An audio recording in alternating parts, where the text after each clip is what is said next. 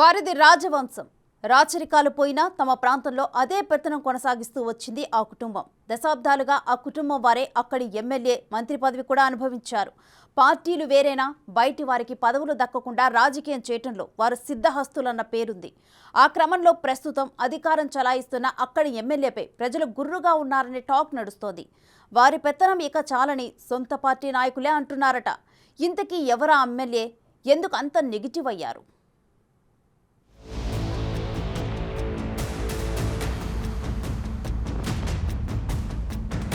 Pamula Pushpa Srivani YCP నుంచి 2014, 2019లో కురుపాం ఎమ్మెల్యేగా గెలిచారు. 2019 నుంచి 3 ఏళ్ల పాటు రాష్ట్ర ఉప ముఖ్యమంత్రిగా, గిరిజన శాఖ మంత్రిగా కూడా పనిచేశారు. మొదటిసారి ఎమ్మెల్యేగా గెలిచిన ఈమె ప్రజలతో మమేకమవ్వడం, ఎప్పటికప్పుడు వారి సమస్యల్ని వీలెంత మేరకు పరిష్కరించడం రెండోసారి గెలవడానికి దోహదపడ్డాయి. ముఖ్యంగా మొదటిసారి పోటీ చేసినప్పుడు ఈమెకు ఎలాంటి రాజకీయ అనుభవం లేకపోయినా చినమేరంగి రాజుల వంశస్థురాలవ్వడం, ఆమె పెదమామ మాజీ మంత్రి శత్రుచర్ల విజయరామరాజు మద్దతు కూడా ఉండడంతో విజయం నల్లేరు మీద నడకలా సాగింది. ఎస్టీ కొండదొర తెగకు చెందిన వీరి కుటుంబం అంటే అక్కడి ప్రజలకు ఎనలేని విశ్వాసం ఉండడంతో రెండోసారి ఎమ్మెల్యేగా గెలిచి మంత్రి అయ్యారు పుష్ప శ్రీవాణి. అయితే రెండోసారి గెలిచి మంత్రి అయిన దగ్గర నుంచి ఈమెపై విమర్శలు పెరిగి వివాదాలు చుట్టుముట్టాయి. చినమేరంగి రాజులపై ఎన్నడూ లేని విధంగా అవినీతి ఆరోపణలు కూడా వచ్చాయి. ఎన్ఆర్ఈజీఎస్ నిధుల్ని దిగమింగుతున్నారన్న విమర్శలు వెల్లువెత్తాయి. మరోవైపు వైసీపీ కార్యకర్తలు, నాయకులు కూడా తమని పట్టించుకోవడం లేదని బహిరంగంగానే అసంతృప్తి వెళ్లగక్కుతున్నారు. ఇచ్చిన హామీలు అమలు చేయడం లేదని ప్రజలు కూడా వ్యతిరేకతతో కనిపిస్తున్నారు.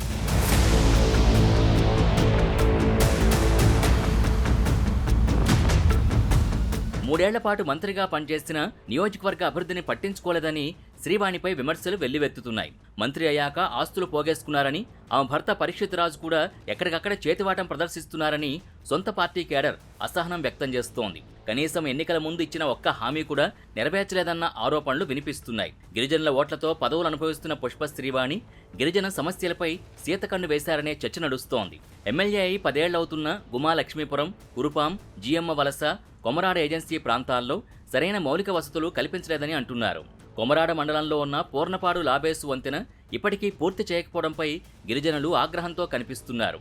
ఇదిగో అదిగా అంటూ మాయమాటలు చెప్పి మోసం చేశారని విమర్శలు గుప్పిస్తున్నారు. ఒట్టిగడ్డ రిజర్వాయర్ను కూడా పూర్తి చేయలేకపోయారనే అసంతృప్తి కూడా జనంలో వ్యక్తమవుతోంది. దాంతోపాటు 2019 ఎన్నికల్లో స్వయంగా జగన్మోహన్ రెడ్డి హామీ ఇచ్చిన జీడిపిక్కల ప్రాసెసింగ్ పరిశ్రమ ఊసే లేకపోవడంపై విమర్శలు వినిపిస్తున్నాయి.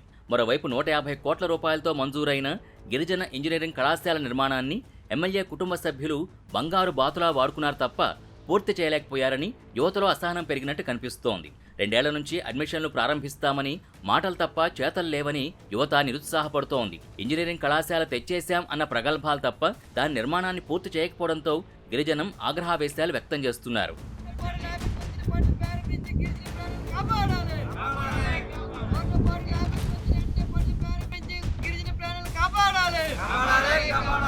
ఇక అన్నింటికీ మించి కురుపాం నియోజకవర్గంలో ఏనుగుల సమస్య తీవ్రంగా ఉంది. పంట పొలాల్లోకొచ్చి ఏనుగులు చేస్తున్న విధ్వంసం అంతా ఇంతా కాదు. పంట పొలాలు, ఆస్తుల విధ్వంసమే కాదు, ప్రజలు మృత్యువాత పడ్డం పరిపాటిగా మారింది. ప్రభుత్వం వాటిని నియంత్రించలేకపోవడంతో ప్రజలు తల్లడిల్లుతున్నారు.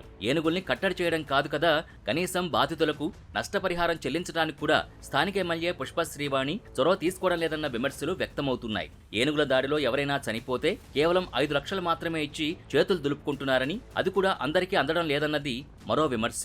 నష్టపరిహారం 10 లక్షలు చేయాలని పలుమార్లు విన్నవించుకున్న ఎమ్మెల్యే పుష్ప శ్రీవాణి ప్రభుత్వం దృష్టికి తీసుకువెళ్లడంలో విఫలమయ్యారని స్థానికులు ఆగ్రహం వ్యక్తం చేస్తున్నారు. కురుపాం నియోజకవర్గంలో ఎంత వ్యతిరేకత కనిపిస్తున్నా తన విజయంపై ధీమాగా కనిపిస్తున్నారు పుష్ప శ్రీవాణి. కురుపాం నియోజకవర్గ టీడీపీ ఇన్ఛార్జ్ తోయక జగదీశ్వరికి అంగబలం, అర్థబలం తక్కువ అవడం తనకు కలిసొస్తుందని భావిస్తున్నారట.